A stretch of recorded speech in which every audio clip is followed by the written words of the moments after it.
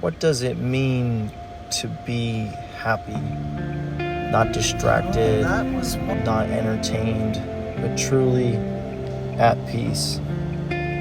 For most of my life, I was told what happiness should look like, where to find it, who to listen to. I love you. But somewhere along the way, I started asking a different question. What if I have to find it for myself? So here's the pursuit. 50 states, one road, no guarantees. I'll work mobile delivery jobs on applications, just enough to keep moving. Not chasing money, but chasing understanding. Because maybe happiness isn't something you arrive at. Maybe it's something you uncover through experience, through struggle, through truth. I'm searching for something even more deeper. God. Not through a building, not through a system, but through the road, through the people, through the silence. I won't be doing it alone. Every mile, every lesson, every mistake, with my best friend and dog, Beans, who's right next to me. A reminder that growth doesn't wait for perfect conditions. This isn't a vacation, it's an experiment. A test of what happens when you strip life down to its essentials and just go. She's over it. She's totally over it. It hasn't even started, dude. What are you looking at? Oh, see the shine.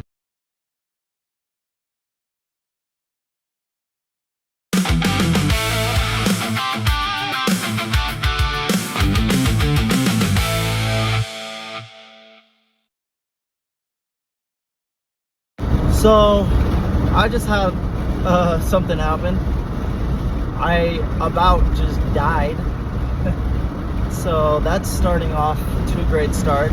I've got to pull over here because I didn't see a guy in my blind spot, and as I was trying to merge to an exit, he was in the right side of me in my blind spot, and I knew I was getting close, so I moved this way. And since I was going a little fast, my car overturned and it started drifting. And so my whole car went like that, and so I went this way, because if you're going this way, you got to turn the other way to turn back around. And I spun completely out in the middle of a highway. So now I got to check my tires. I don't think the guy crashed though. He just kept driving. But there was a lot of tire burned, and I'm looking at all my tires. Everything's okay. I spun completely 180 all the way around. I mean, I was literally spinning. I was fishtailing it, and as I'm spinning into almost a 360, I was going into a 180. I was turning the opposite way so I could recorrect into the right position. There's no scratches. My dog flew into my lap when it happened. Thank God. Like literally, thank God she didn't hit the window and shatter it. That guy seemed okay, but I spun completely out. I almost went, so there was the freeway there. This is the freeway here. And as I was spinning around, I basically turned back around, and then I went and slowed. When I went in a straight line, sorry, I'm trying to gather my thoughts. I slowed down. Once I got control of the car, I slowed down. You okay, puppy?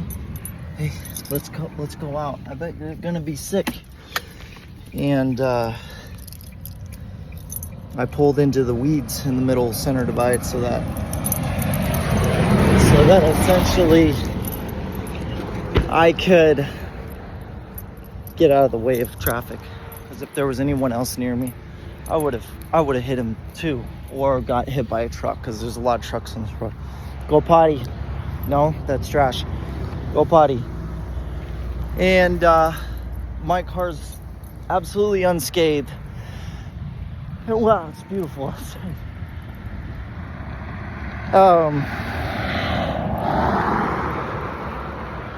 the only thing now to do is to pray and thank God for keeping me safe. Because not too long ago, I just said a prayer and keep me safe, and the only thing I could think of was when I was spinning in that motion is to go the opposite way. Don't go with it, because it'll just swing it even more. And once I spun around that other way, I just held the wheel straight. I don't know why it did that. I've never spun I've never done a 180 in a car. Not at that speed.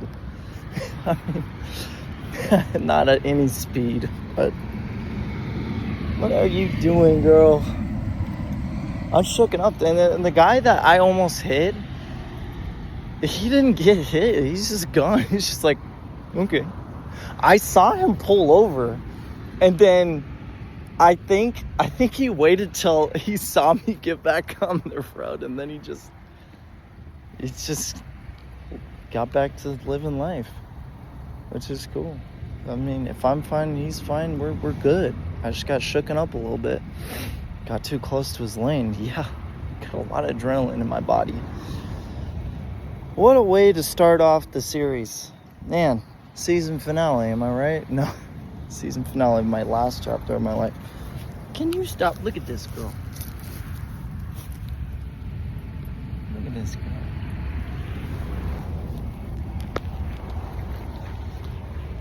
Means we're gonna say a prayer.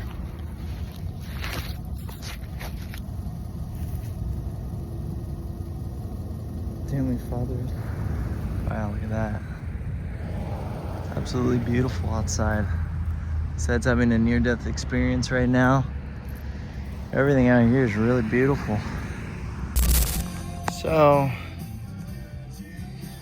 after doing that, I decided to get back on the road. And, yep, camera's focusing there.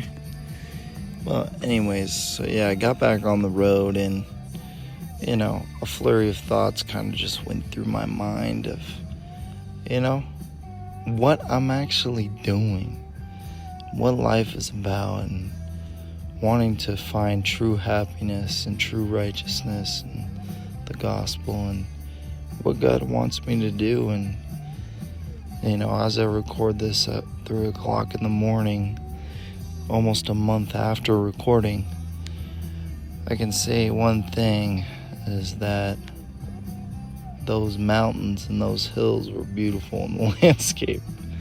I mean, just moments before I nearly got into a serious accident, and now I'm still alive. If you were to see that, what do you see when you see this? There's mountains, there's fog coming over the mountains. We're like going through the clouds. Like if you could see that cloud, it's just above, right? I see beauty. I see the nature of the things that surround me. I see the humans in their cars and vehicles and trucks going to where they need to go. But there's something about the way that when I enter places that are like cloudy with the sun going through on a hilly mountainside, there's something about that is just absolutely beautiful. And I feel God, like more and more as I get into nature and I look around, I feel it. And every breath I take, I don't even have to be outside right now. And it just feels warm. It feels so weird. It's like being happy and scared at the same time. It's like being cold and hot at the same time. It's like being alive and dead at the same time. You're experiencing it and not experiencing it at the same time. And when you've been there in that moment, you know how that feels. Like, it's just so strange sometimes. Like, the clouds have such an effect on the mood that I'm in. Like, I was happy, grateful a second ago. Now I'm like, wow, life is beautiful, and I'm about to record so much of the country that I live in that I never got to. And I'm gonna do it because I wanted to, and I'm putting my mind to it. And there's so much that I love about this world. And it seems so simple. Like, you look around and, okay, there's some hills. There's some people driving in cars. What's the big deal? Look at the lone tree on the right side. There's just a tree, but it found enough water to survive. And it thrived where it was. You don't see a whole lot of trees on the side of these hills. Now up here, there's little, bushels of trees and stuff, but in that particular area, that one tree got the most nutrients, and all the other trees just, when they were gonna sprout or whatever, just never sprouted. There's more trees over here, but in that one little spot, that one little tree got enough water to thrive and make it. Everything around it didn't. Like, it's hard to, like, explain all these little bushes and stuff. It's like desertous. You can't survive unless you have enough sunlight and water if you're a plant. And I think faith goes hand in hand with that, because it's like, you have to nurture and faith and grow your faith. You have to be able to take the small moments and make them big. Like when I almost died. Like, make that a small moment, move on from it, be like, wow, okay, I'm still alive. Heck yeah. Look around. Look at these clouds and stuff that are like low-hanging. They're low-hanging clouds, and they're like, they almost look fake. It's so beautiful, it's so real that it's unreal. It looks like it's just little puffs of smoke or something coming out of a factory, the God factory of nature. And when that sunlight pokes through the clouds, it's like so crisp and clean. When the sunlight hits down on places like Sacramento where there's a lot of smog, it's like that real intense bright light. It's like a laser shooting through your entire body. It's like being microwaved. It's hot, it's humid, it's pollution ridden. You can't breathe the air. There's nothing there. I want to go to Yosemite. I want to go to Mount Everest summit. I want to go to Paris. I want to go to Australia. Okay, some of those things require a lot of money, but some of those things you can get up and drive right now. What am I doing right now besides driving to where I need to go? And there is no set destination. This is the destination. This is life. Life's the destination that I'm going to. You know what this national forest is called? Angels. It's pretty heavenly over here. I definitely feel God's presence. There are places specifically around the world, around in the United States. I haven't been to too many other countries besides Mexico. I think Mexico was the only state that I was in, that I've been in when I was a kid, when I went on a family cruise. But besides that, there are places that I've been to in different cities and different states where it is godless. Everybody there looks like they want to die or off themselves, and it's so sad. I'm like looking at it, I'm like, dude, look around, you're alive. Breathe the air. If you could see what I'm seeing now, look at that. Like, I mean, look at this. I broke it. Oh, damn, the whole thing came off. Look at that. Look at that. So we're gonna have to do this the dangerous way. And so we'll get in the slow lane, kind of slow down. I might just pull over here if there's a shoulder. But you look around. and you're really starting to see it and feel it, that's God, dude. That's life. You are experiencing life itself. Life is experiencing life, and it's so beautiful to think about. You need to think about where you are in life. Think about where you are in life. Why aren't you happy? Because maybe you didn't stop and think that you're alive. That's huge. That's huge. I need to take this. I need to take an exit. There's a lake over here. Pyramid Lake. I think there's Pyramid Lake. Oh boy. I've heard about UFO stories in Pyramid Lake. There was a legend that surrounded Pyramid Lake, and there's apparently, I think they call it Pyramid Lake is because one of these hills, there's a hill that right there might be it. I don't know if you can see it, but where can I pull up? I guess I can pull where this guy's pulling off. It's a pyramid. It looks like a pyramid, and people have said that if you go over there, they found hieroglyphs. I'm gonna pull off 1 second here. Let my dog out. Continue the video. There's not enough pictures I could take. Hey, we gotta cross the street. Okay, buddy? So, this is Pyramid Lake. And so what I was saying is, I think they call it Pyramid Lake. Maybe that's the Pyramid Hill. But there's a pyramid-shaped mound, and people claim that they've seen a sphinx or something somewhere near Pyramid Lake. Like in the hill, there was like a sphinx carved out in the ancient times, and over time, trees and stuff have grown over it, and archaeologists and all the scientists and stuff say that it's not real, that it's not a sphinx. And when you look at it on pictures that people have taken, it looks like a sphinx that's had like a little bit of grass grown over it. Like, that's crazy. But this is Pyramid Lake. I wish you could feel what I'm feeling right now. It's so beautiful. It's beautiful. If you breathe in the air. Oh, I gotta take off my sunglasses for this.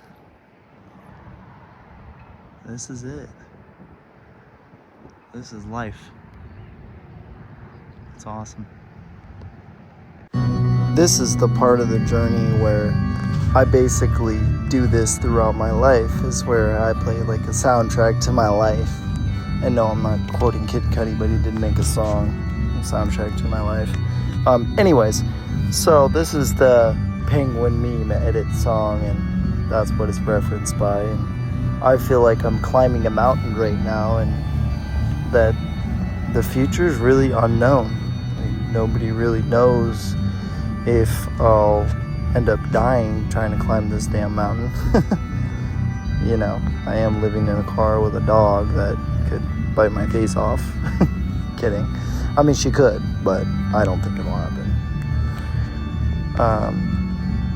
And I just love seeing nature while I explore my thoughts in my mind, and being able to really process like how I think and what I'm experiencing in that moment is kind of something that I've really expanded on as I got older, and now I do it like on a daily basis. I'm getting attacked by the cutest little attack vicious dog in the whole world. Ah! It's the start of Vienna. She doesn't understand. She doesn't realize we're going to 50 states. She doesn't realize that I'm raising her like, hey, get out of there. No. Do not go in there and try and eat my dang orange. Is this what you wanted? You can sniff it. I'm still trying to teach her a bunch of stuff, and right now it's kind of hard to raise a dog. You know, it's kind of hard to raise a puppy because we're out of state, and you know, I had to work a couple times today just to, you know, make sure I'm not eating into, you know, the last little bit of some money that I have. And yeah, people might say that's a dumb idea to go to a place without any like backup, but why do people work? You work to get money to go places. Why not do it at the same time, dude? You're wasting your time saving up to spend and then taking time off work. Try and figure something out to do both of them at the same time. This is how I feel like all the time. Middle of nowhere. I'd make like a little video diary. Mostly it's gonna be a documentary kind of thing. So it's like a video documentary, video diary. I'm getting tired, and I've driven these roads. I mean, I went all the way from Arkansas into OKC, and then all the way to here, to Arizona, basically. I'm almost in Arizona. I'm very close, about an hour or two away. And